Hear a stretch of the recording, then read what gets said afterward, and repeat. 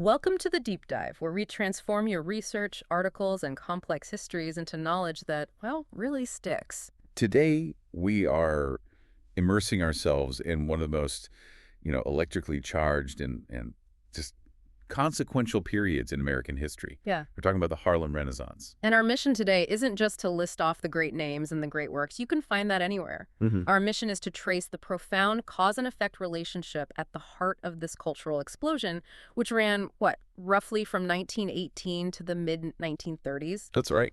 We want to understand how this unprecedented flowering of literature, art, and music was fundamentally dependent on the massive demographic shift known as the Great Migration. Yes. We really need to see how that physical concentration of people forged an entirely new, resilient psychological identity. It was first called the New Negro Movement. And that causal link is absolutely the engine room of this story. The sources we're looking at, they all emphasize that the Renaissance was not some, cultural miracle that just happened spontaneously. It was, as one text puts it, a complex phenomenon born from a unique convergence of historical forces. And the Great Migration provided the social laboratory, the audience, the concentrated talent, And the need. and crucially, the burning need for a new self-definition after centuries of oppression. And for you, the listener, understanding this era means grappling with a profound paradox. How could high, world-changing art and philosophical thought emerge directly from an environment defined by intense socioeconomic pressure, structural exclusion, and rampant exploitation? It's the central question.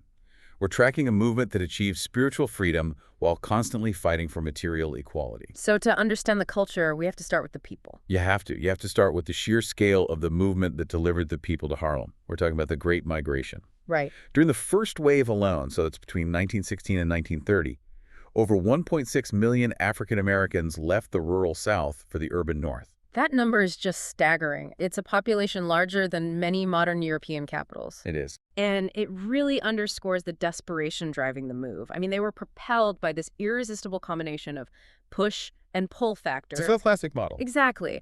And the push factors were, they were just brutal, systemic.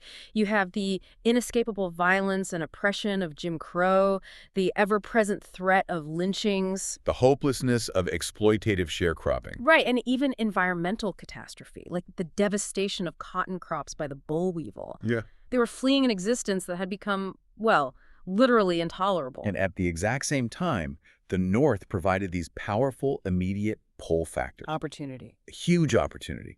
The outbreak of World War I created severe industrial labor shortages because European immigration had practically ceased overnight. So the factories were desperate. They were. Northern industries, needing massive new labor forces, actively responded by recruiting black workers from the South. And crucially, they offered wages that were substantially higher, sometimes double or triple what could ever be earned in Southern agriculture. So we're seeing economic desperation meet a sudden, if very complicated, industrial opportunity, forcing this immense relocation. But why Harlem specifically? New York wasn't the only destination, but it became the Black Mecca. What made this particular neighborhood so unique? Well, Harlem's history created a kind of vacuum that was just perfectly suited for this influx. It was initially developed in the late 19th century as an exclusive white middle-class suburb.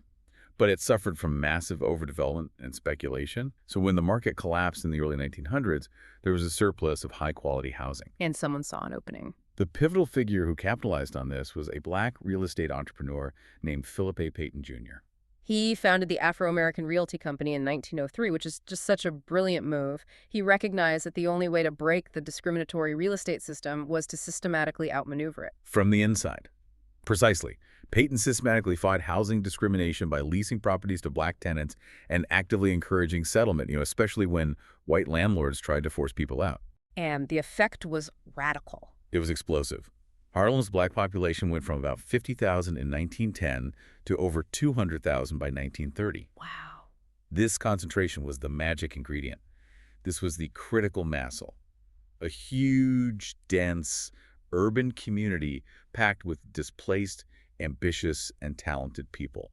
It became the most essential gathering place for the cultural explosion that followed. So the physical concentration brought hundreds of thousands of people together, but it took an intellectual architect to really define their shared It purpose. did. And that architect was the philosopher, critic, and Rhodes scholar Alain Locke. He's often called the dean of the movement. Locke synthesized the psychological ferment emerging from this displacement into a single cohesive ideology, the concept of the New Negro. And his 1925 anthology, The New Negro. An interpretation, that was the key text, right? It became the cornerstone. It was the movement's manifesto. It was a defiant, assertive identity, fundamentally rejecting the old Negro stereotypes of subservience and rural simplicity that were enforced by Jim Crow. Locke's argument, if I'm understanding the source correctly, was that the Great Migration's urban dislocation was so profound that it shattered old psychological chains. It absolutely did.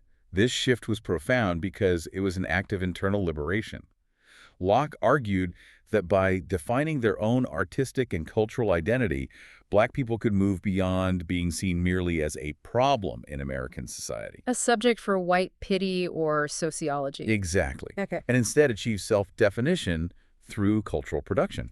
This process of internal transformation through art was what he termed spiritual emancipation. It's a remarkable term, spiritual emancipation. And what's fascinating is that Locke didn't just pull this idea out of thin air. He cited a historical parallel, a strategic model that gave his philosophical vision real intellectual legitimacy. He did. He explicitly cited the Celtic revival in 19th and 20th century Ireland.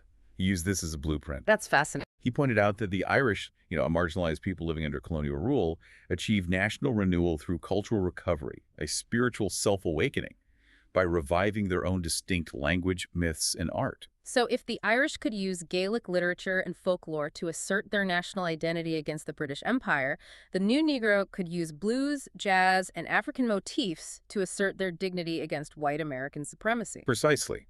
It was a strategy for gaining political recognition by first achieving cultural legitimacy on the world stage. It framed culture itself as a powerful weapon, essential for the race's collective dignity and, its future success. So Locke gives them the spiritual framework. But how did that lofty idealism survive the material reality? Because as the sources reveal, life on the ground in Harlem was anything but utopian. Well, it wasn't. It seems the cultural explosion really arose from a tremendous amount of pain. That is the core paradox of the entire era. The sources describe it as a beautiful flower growing in cracked concrete. The same concentration that produced the talent also produced profoundly harsh living conditions. The population just grew faster than the infrastructure could possibly support. And the housing situation became desperate. We're talking severe overcrowding. Endemic. The density soared to 300 persons per acre in some blocks. That led directly to slum conditions, rampant communicable diseases like tuberculosis. And infant mortality rates that were double those of white neighborhoods in Manhattan. And economically, the community was totally confined by segregation and redlining. Because Black residents were restricted to specific areas, the landlords, often absentee white owners, could charge whatever they wanted. With no competition. So Black families were forced to pay these grossly inflated rents, often 20 to 30% higher than in comparable white areas downtown. And this structural exploitation birthed one of the most unique social institutions of the era, the rent party. I think this is just the most illustrative example of the paradox we're discussing. It is the perfect illustration. I mean, you have to imagine the scene. A cramped apartment, maybe a kitchenette carved out of a larger flat. Attendees pay an entrance fee, maybe 15 or 25 cents, to socialize, drink cheap liquor, and hear spectacular, often improvised music, all with the express purpose of helping the host cover that exorbitant monthly housing cost. It was necessity transformed directly into culture. And these parties were the training ground for jazz and blues musicians who couldn't find work in the downtown clubs. And that economic struggle was relentless. Despite moving north specifically for industrial jobs, Black workers were mostly restricted to the lowest-paying, unskilled labor regardless of their qualifications. Unemployment wasn't just high, it was catastrophic. It reached as high as 50% in some Black communities during the severe 1921 recession. And the systemic exclusion fostered a fierce internal self-reliance. It strengthened crucial community institutions like the NAACP and the National Urban League, which stepped up to fill the void. Their magazines, The Crisis and Opportunity, were absolutely essential platforms, right? Not just for political advocacy, but for publishing and amplifying the voices of the Renaissance writers. They were the lifeblood. But economic desperation also created a darker, often necessary, illicit layer to this self-reliance, especially during Prohibition. That's absolutely right. Since the formal economy locked people out, illicit economies flourished. This included the numbers racket, an illegal lottery that functioned as a localized form of capital prostitution, and the infamous buffet flats, which were private apartments that hosted parties with illegal liquor, drugs, and gambling. So you see a community just constantly walking this difficult line between high cultural aspiration and sheer daily survival. So if the movement's ideology was born from pressure, its soul was expressed in the art. And literature was arguably the primary vehicle for projecting the vision of the new Negro onto the world. And we have to start with Langston Hughes, who chose to articulate the complexity of urban Black life rather than some idealized version that, say, Du Bois might have preferred. Hughes, the poet laureate of Harlem, was revolutionary. He pioneered jazz poetry in works like the Weary Blues. He captured the authentic rhythm and experience of working-class, urban Black life. And he famously advocated for the courage to express our individual dark-skinned selves without fear or shame. Which was a direct challenge to the genteel expectations of the Black middle class at the time. Then you have Zora Neale Hurston, who really stands apart. While others focused on the urban experience, she chronicled the richness of Southern folk culture and oral traditions in books like Mules and Men. She rejected the idea that Black life had to be sort of purified to gain legitimacy. And we also can't overlook Claude McKay, a militant poet whose powerful novel, Home to Harlem, featured unromanticized characters focused on sexuality and migration. And that focus on unromanticized sensuality sparked a huge internal debate about whether such depictions served or undermined the goal of racial uplift. And then there's Jean Toomer's Cane from 1923. It's often forgotten in the popular discussion, but it's such a foundational text. Oh, it is. Its experimental blend of prose, poetry, and drama just perfectly reflected the hybrid and sometimes disjointed identities of people caught between the rural South and the industrial North. Moving to music, this is where Harlem didn't just define a movement.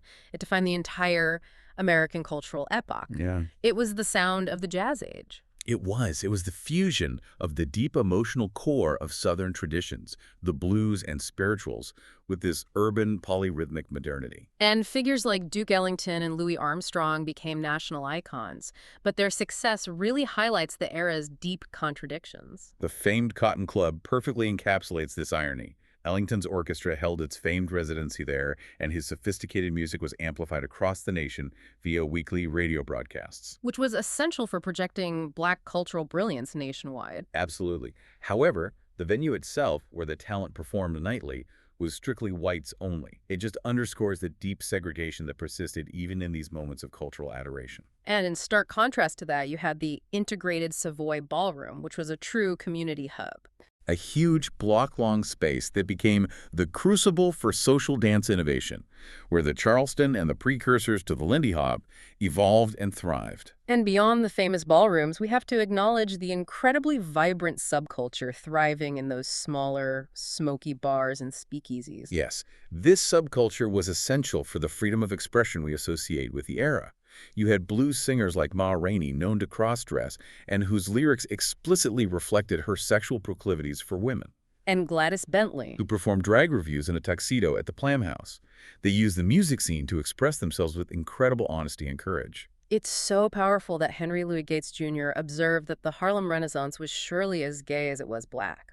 This was a layer of defiance that was both internal and deeply fearless, often flying in the face of both white and conservative Black disapproval. Meanwhile, the visual artists were responsible for giving this new identity a face and an aesthetic.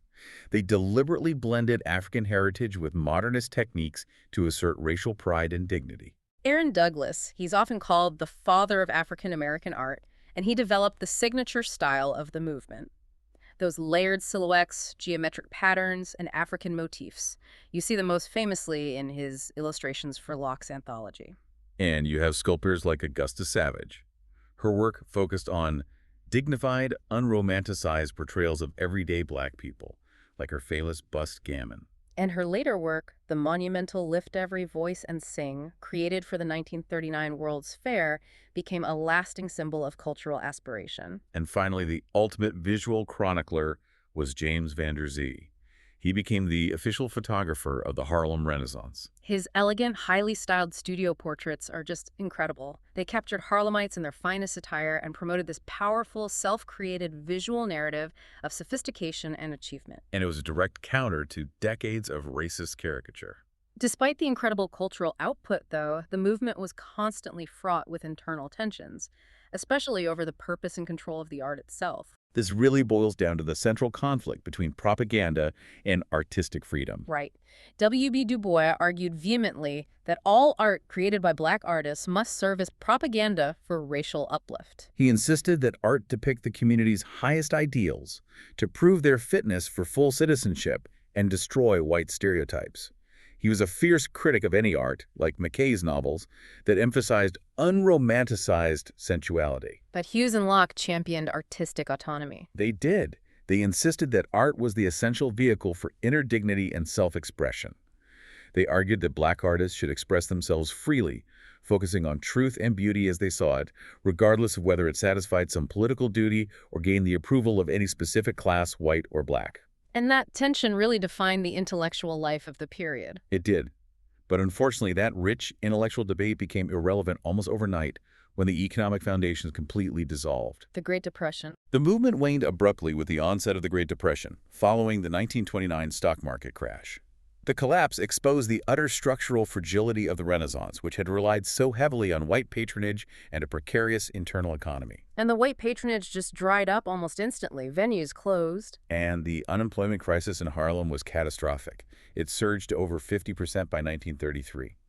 The optimism and exuberance, it just vanished. Forcing artists to pivot rapidly from cultural exuberance to survival necessities. And that desperation drove a profound thematic shift in Black art.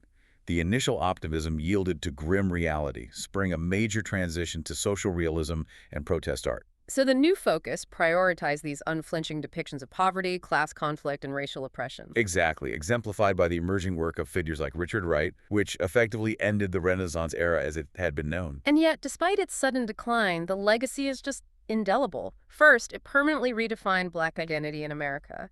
It replaced the old image of the rural peasant with a new narrative of urban, cosmopolitan sophistication. Second, and this is critical, it successfully embedded Black experience in creativity, jazz, blues, and literature clearly and permanently within the corpus of American cultural history.